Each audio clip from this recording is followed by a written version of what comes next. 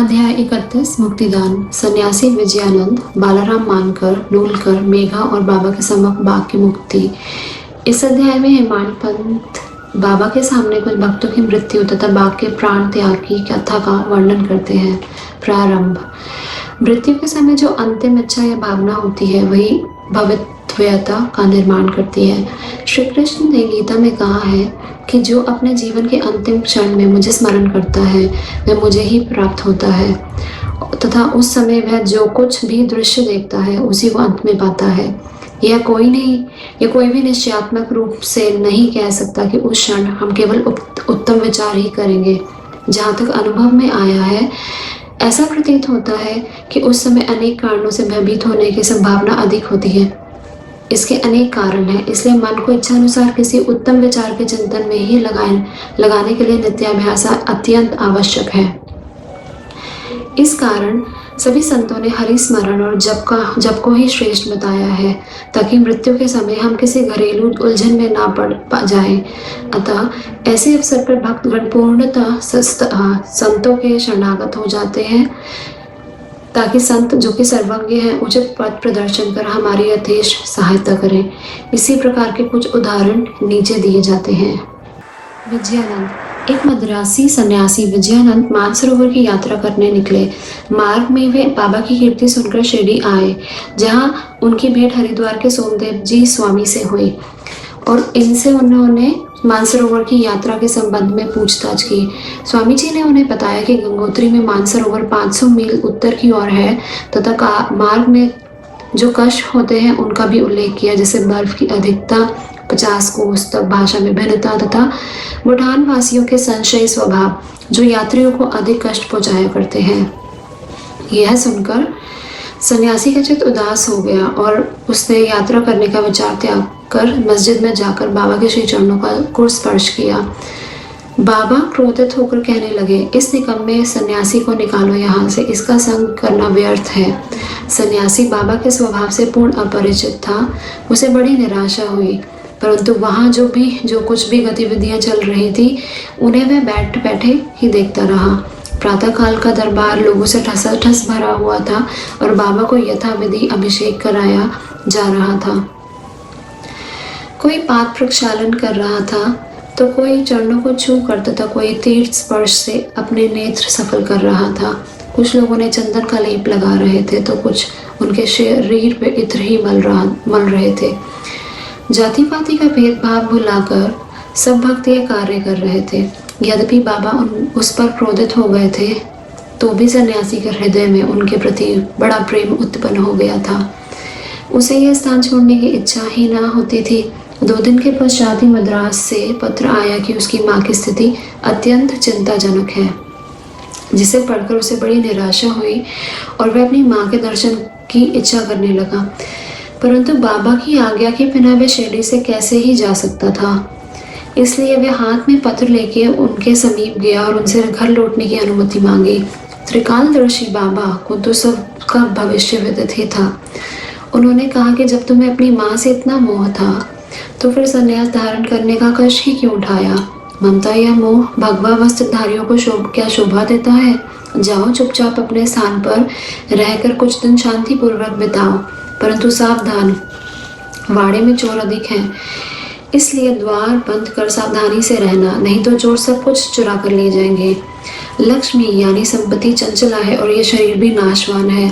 ऐसा ही समझकर इहलौकिक व परलौकिक समस्त पदार्थों का मोह त्याग कर अपना कर्तव्य करो।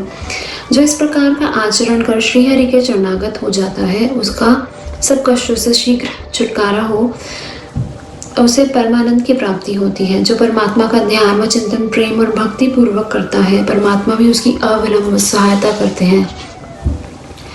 पूर्व जन्मों के शुभ संस्कारों के फलस्वरूप ही तुम यहाँ पहुँचे हो और अब जो कुछ मैं कहता हूँ उसे ध्यान पूर्वक सुनो और अपने जीवन के अंतिम ध्येय पर विचार करो। इच्छा रहित होकर कल से भागवत का 3 सप्ताह तक पठन पाठन कर प्रारंभ करो, तब भगवान प्रसन्न होकर तुम्हारे सब दुख दूर कर देंगे। माया का आवरण दूर होकर तुम्हें शांति प्राप्त होगी। बाबा ने उसका अंतकाल समीप देखकर उसे उपचार बता दिया और साथ ही राम विजय पढ़ने की भी आज्ञा दी, जिससे यमराज अधिक प्रसन्न होते हैं। दूसरे दिन स्नान आदि तथा अन्य शुद्धि के कृत्य कर उसने लैंडीबाग के एकांत स्थान में बैठकर भागवत का पाठ प्रारंभ कर दिया। दूसरी बार का पाठ समाप्त होने पर वह बहुत थक गया और वाड़े में आकर 2 दिन ठहरा। तीसरे दिन बड़े बाबा की गोद में उसके प्राण पखेरु उड़ गए।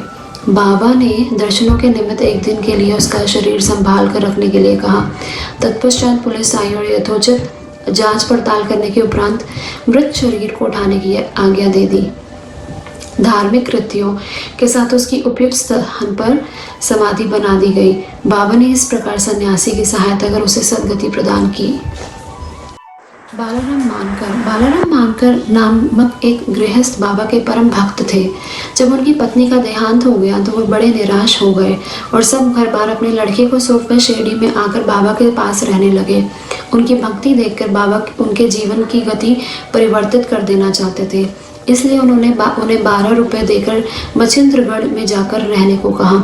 मानकर की इच्छा उनका सानिध्य छोड़ के अन्यत्र कहीं जाने की न थी, परंतु बाबा ने उन्हें समझाया कि तुम्हारे कल्याणार्थ ही मैं ये तो उत्तम उपाय तुम्हें बतला रहा हूँ, इसलिए वहां जाकर दिन में 3 बार प्रभु का ध्यान करो। बाबा के शब्दों में विश्वास कर वह मच्छिंद्रगढ़ चला गया और वहां के मनोहर दृश्य, शीतल जल तथा उत्तम पवन और समीपस्थ दृश्यों को देखकर उसके चित्त को बड़ी प्रसन्नता हुई। बाबा द्वारा बताई विधि से उसने प्रभु का ध्यान करना प्रारंभ कर दिया और कुछ दिनों के पश्चात ही उसे दर्शन प्राप्त हो गया। बहुधा भक्तों को समाधि या तुरीयावस्था में ही दर्शन होते हैं, परंतु मानकर जब तुरीयावस्था से प्राकृतावस्था में आया तब भी उसे दर्शन हुए। दर्शन होने के पश्चात मानकर ने बाबा से अपने को वहां भेजने का कारण पूछा। बाबा ने कहा कि शिरडी में तुम्हारे मन में नाना प्रकार के संकल्प विकल्प उठने लगे थे, इसी कारण मैंने तुम्हें वहां भेजा कि तुम्हारे चंचल मन को शांति प्राप्त हो। तुम्हारी धारणा थी कि मैं शिरडी में ही विद्यमान हूँ और 3.5 हाथ के पंच तत्व के पुतले के अतिरिक्त कुछ भी नहीं, परंतु अब तुम मुझे देखकर यह धारणा बना लो कि जो तुम्हारे सामने शिरडी में उपस्थित है और जिसके तुमने दर्शन किए वे दोनों अभिन्न है या नहीं। मानकर वह स्थान छोड़कर अपने निवास स्थान बांद्रा को रवाना हो गया। वह पूर्णा से दादर रेल द्वारा जाना चाहता था, परंतु वह टिकट घर पर पहुंचा तो अधिक भीड़ के कारण वह टिकट खरीद ना सका। इतने में एक देहाती जिसके कंधे पे कंबल पड़ा था तथा शरीर पे केवल एक लंगोटी के अतिरिक्त कुछ न था, वहां आया और मानकर से पूछने लगा कि आप कहाँ जा रहे हैं। मानकर ने उत्तर दिया कि मैं दादर जा रहा हूँ। तब वह कहने लगा कि मेरा यह दादर का टिकट आप ले लीजिए, क्योंकि मुझे यहाँ एक आवश्यक कार्य आ जाने के कारण मेरा जाना आज ना हो सकेगा। मानकर को टिकट पाकर बड़ी प्रसन्नता हुई और जब अपनी जेब से जब पैसे निकालने लगे, इतने में टिकट वाला आदमी भीड़ में कहीं अदृश्य हो गया।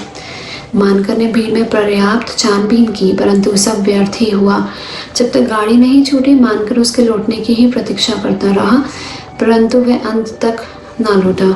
इस प्रकार मानकर को इस विचित्र रूप में द्वितीय बार दर्शन हुए। कुछ दिन अपने घर ठहर कर मानकर फिर शिरडी लौट आया और श्री चरणों में ही अपने दिन व्यतीत करने लगा। अब वह सदैव बाबा के वचनों और आज्ञा का पालन करने लगा। अंततः उस भाग्यशाली ने बाबा के समक्ष ही उनका आशीर्वाद प्राप्त कर अपने प्राण त्यागे। हेमाडपंत ने तात्या साहेब नूलकर के संबंध में कोई विवरण नहीं लिखा है, केवल इतना ही लिखा है कि उनका देहांत शिरडी में हुआ था। साई लीला पत्रिका में संक्षिप्त विवरण प्रकाशित हुआ था, जो नीचे उद्धृत है। सन 1909 में जिस समय तात्या साहेब पंढरपुर में उप न्यायाधीश थे, उसी समय नाना साहेब चांदोरकर भी वहाँ के मामलतदार थे।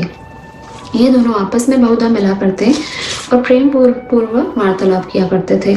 तात्या साहेब संतों में अविश्वास करते थे, जबकि नाना साहेब की संतों के प्रति विशेष श्रद्धा थी।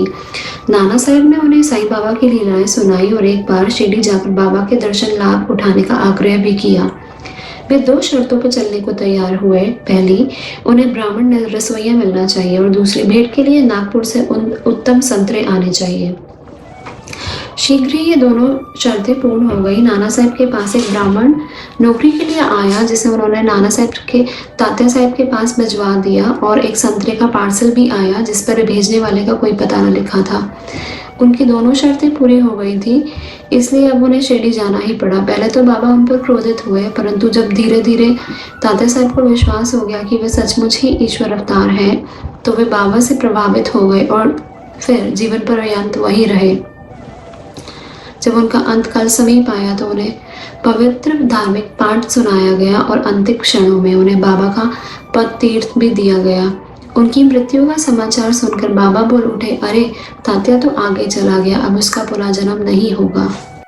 मेघा 28वें अध्याय में मेघा की कथा का वर्णन किया जा चुका है।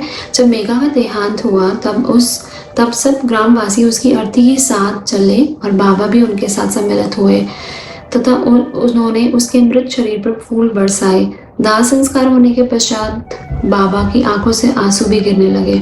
एक साधारण मनुष्य के समान उनका भी हृदय दुख से विदीर्ण हो गया। उनके शरीर को फूलों से ढककर एक निकट संबंधी के सदृश रोते पीटते हुए मस्जिद को लौटे।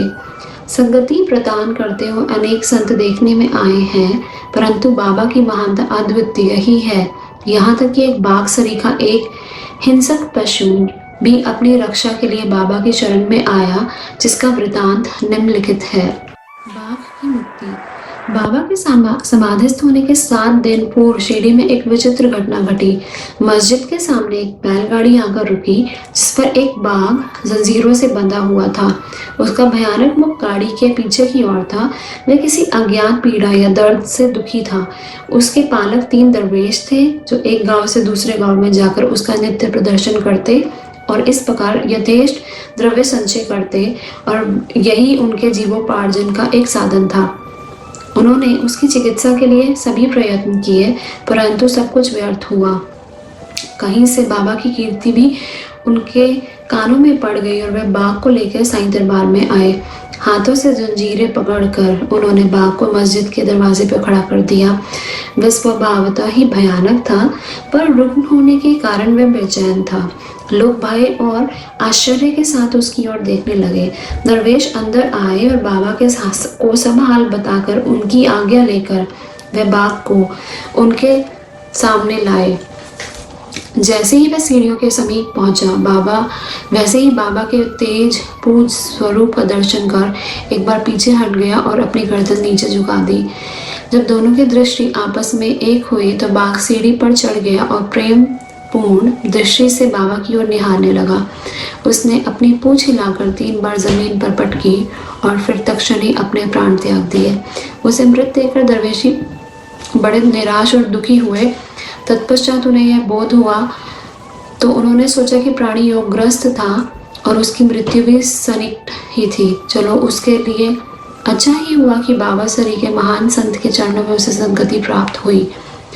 वह दरवेशियों का ऋणी था और जब वह ऋण चुक गया तो वह स्वतंत्र हो गया और जीवन के अंत में उसे साईं चरणों में सद्गति प्राप्त हुई।